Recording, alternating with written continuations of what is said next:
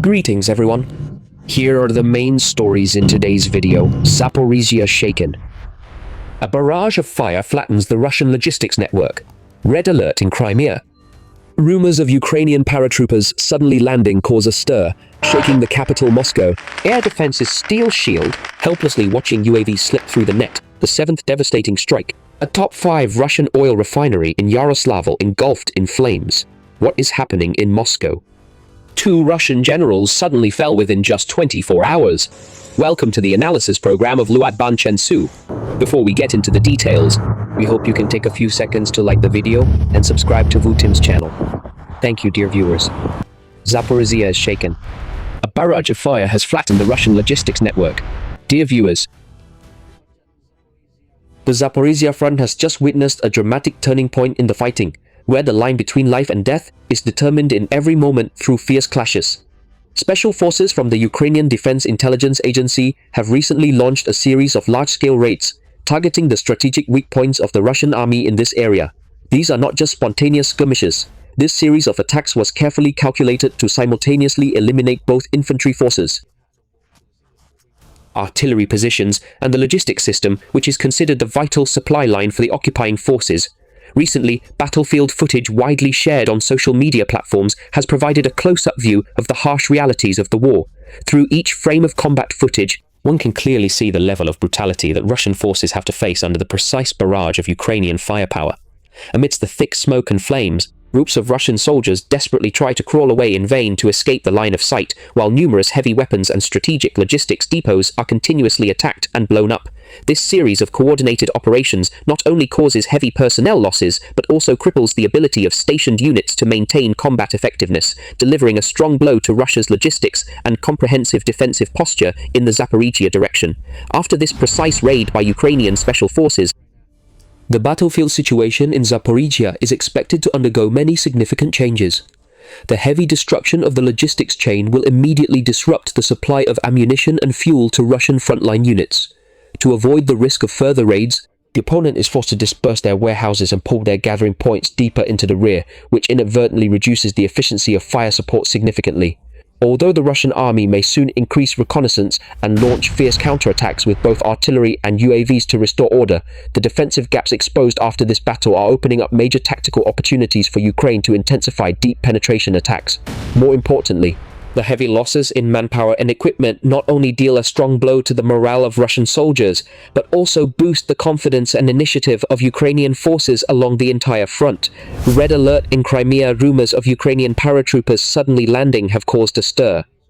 Alongside these developments on the battlefield, on the Crimean Peninsula, the territory Russia annexed in 2014, a psychological battle along with a devastating infrastructure crisis is quietly unfolding. Observers believe a wave of rumors about a large-scale airborne landing by the Ukrainian military is spreading rapidly among the local Russian community, causing extreme panic. Although the former spokesperson of the General Staff of the Ukrainian military, Mr. Vladislav Selesnov, when in an interview on Liga.net, frankly dismissed this rumor and considered it completely absurd, saying that Kyiv does not have enough resources to carry out such a complex airborne operation. However, its psychological impact is extremely serious. It has created an atmosphere of fear, forcing many security officers and Russian collaborators to quietly evacuate their families from the peninsula under the guise of temporary relocation. Although it has not yet reached the point of having to withdraw all military units, this reality has dealt a heavy blow to Moscow's information front at a time when Crimea is suffering catastrophic consequences from infrastructure attacks.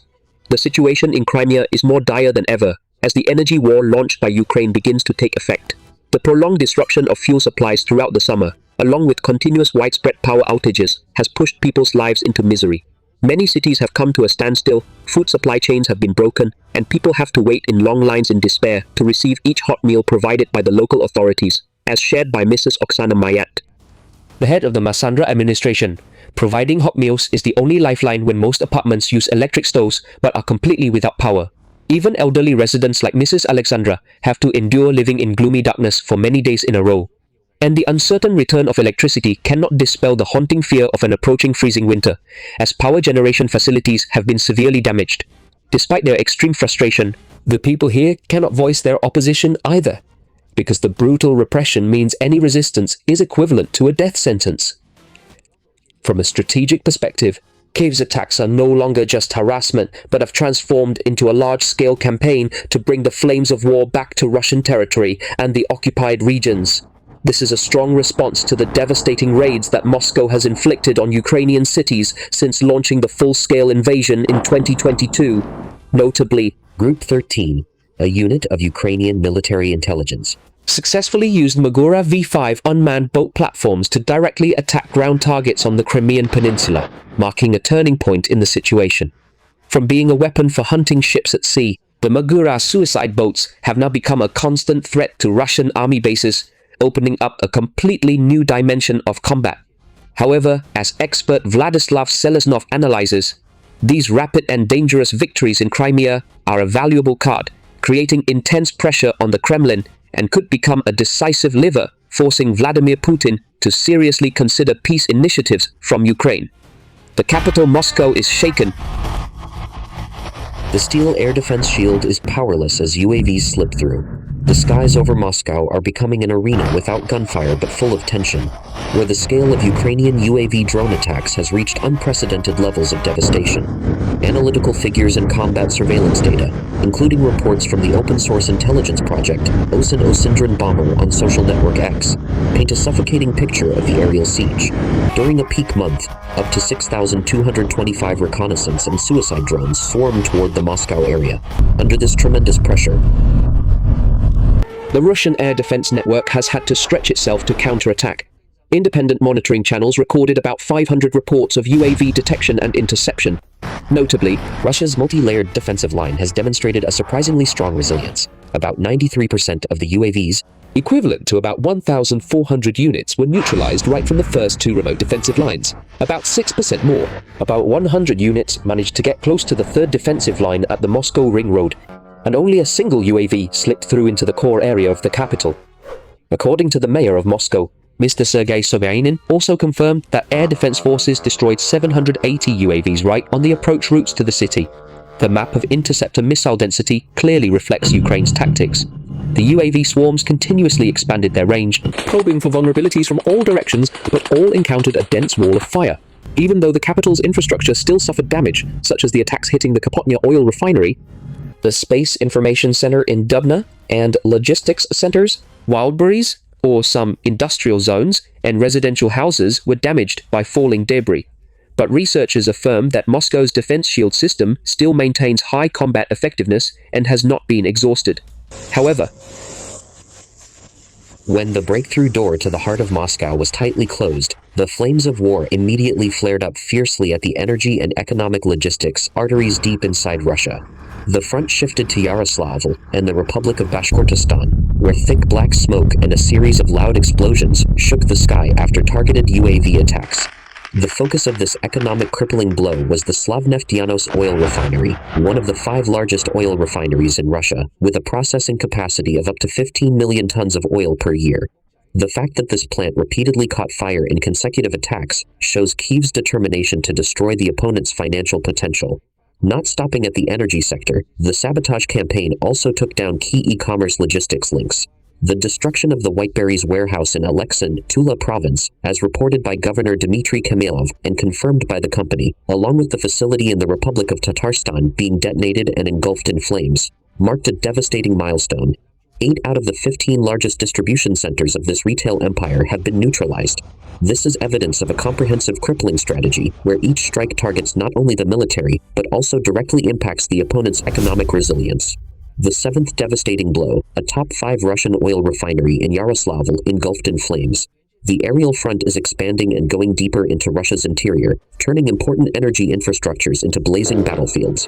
The fact that a series of long-range FP-1 drones produced by Ukraine's Firepoint company launched a wide-scale attack on the Slavneft refinery is a typical example of this crippling strategy.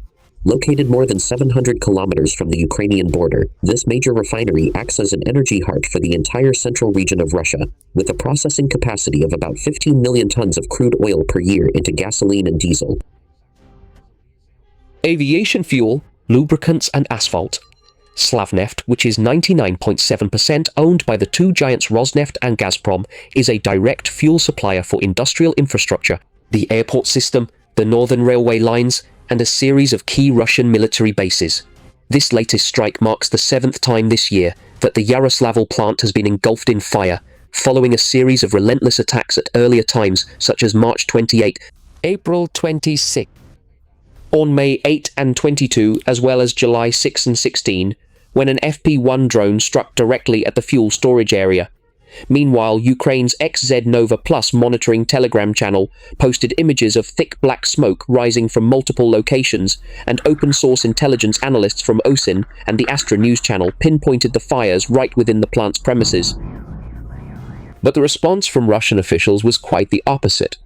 Governor of Yaroslavl, Mr. Mikhail Evraev, said that the authorities had to temporarily block the highway leading to Moscow, but declared that local air defense forces had repelled the largest drone attack ever by shooting down all 88 UAVs without any casualties, except for one house that caught fire, many apartment windows shattered, and several cars damaged. However, the cost to the Russian economy of the campaign against Ukrainian infrastructure is enormous. By turning long-range UAVs into a harsh economic attrition weapon, Kyiv has directly targeted oil refineries and export ports, the money-printing machines that fund Moscow's war budget, while also aiming at the logistics chain of Russia's largest online retail corporation. Euromaidan Press magazine reported that this campaign has pushed Russia's oil refining output down to only 3.96 million barrels per Dalton-Y, a record low not seen since May 2002, with about 26 refineries hit by FP-1 attacks across the country. As of the end of July, only 8 facilities had fully restored operations, 11 had partially recovered, and 7 refineries were completely paralyzed. The consequences of this energy war have affected every Russian citizen, as fuel shortages have spread from urban gas stations to agricultural farms and the public bus system. In an effort to salvage the situation, Moscow had to impose a fuel export ban, increase gasoline imports from Belarus 25-fold, and simultaneously seek emergency supplies from India and Morocco. Russian authorities were even forced to lower regulatory standards, allowing refineries to sell low-quality gasoline that had been banned since 2013, extending this measure until July 1, 2027. This is evidence that Ukraine's energy blockade strategy is pushing the opponent's economic resilience to its limits. What is happening in Moscow? 2 Russian generals unexpectedly fell within just 24 hours, while the storm of war is still raging on the battlefield. Right in the heart of Russia, internal tremors within the military leadership continued to send ominous signals. The peak of this abnormality occurred when the capital Moscow witnessed a rare and mysterious event. 2 high-ranking Russian generals were laid to rest on the same day. This detail immediately drew special international attention, originating from leaked information discovered by an analyst nicknamed Necromancer on social network X, combined with reports from Russian domestic media. The first confirmed case was the funeral of Lieutenant General Igor Yaroslavl, a 53-year-old senior officer living in Solentsevo district. Announcements from the local community on the Telegram platform stated that the farewell ceremony for this general was held solemnly before he was laid to rest. Hailed as a hero of the special military operation, Yaroslavl's career record shows he was a key strategic link in Moscow's command apparatus. In 2020, he held the position of Chief of Operations of the Western Military District's General Staff. By 2024, documents from the Rosary Esther Registry continue to record him as the Chief of Operations Department as well as the First Deputy Chief of Staff of the Moscow Military District. This general's career advancement was rapid, as he was promoted to Major General right before the full-scale invasion of Ukraine and continued to rise to the rank of Lieutenant General in 2025 before he fell. However, the gloomy picture in Moscow did not stop there. At the same time as Lieutenant General Yaroslavl's funeral, the VHCK, VEJK, and Okropu media channels exposed a completely secret burial at the Chakharovskoye cemetery for another high-ranking officer with the rank of Major General, whose identity was kept hidden. Intelligence sources and observers believe that this mysterious Major General was likely the victim who died in the bloody explosion at the luxurious Banji Rossi restaurant in the center of Moscow. This devastating incident occurred right when the generals were gathering to celebrate the birthday party of General Alexander Chaikov, commander of the Russian Aerospace Forces. The explosion not only claimed the life of the unnamed Major General but also dealt a devastating blow to the families of top military figures. The independent newspaper Veska, citing sources close to the restaurant management, confirmed that Danilo Pereri, the son-in-law of General Chaikov, died on the spot. Meanwhile, Maria Chaikov, The daughter of this commander was also seriously injured. The strange coincidence in timing but complete contrast in the way the ceremonies were organized, one being a public funeral for a lieutenant general reported by local social media, and the other a secretive burial for the major general killed in the mysterious explosion in the city center, confirms the theory that these are two completely separate high-ranking officer losses. The fact that two generals died on the same day, a combination of battlefield casualties and sudden attacks right in the heart of Moscow, exposes a harsh reality. The shadow of war not only covers the fiery front lines, but is also silently penetrating the highest levels of power in the Russian military empire. So, in your opinion, was the bloody explosion that took the life of a Russian general right in the center of Moscow a Ukrainian intelligence operation?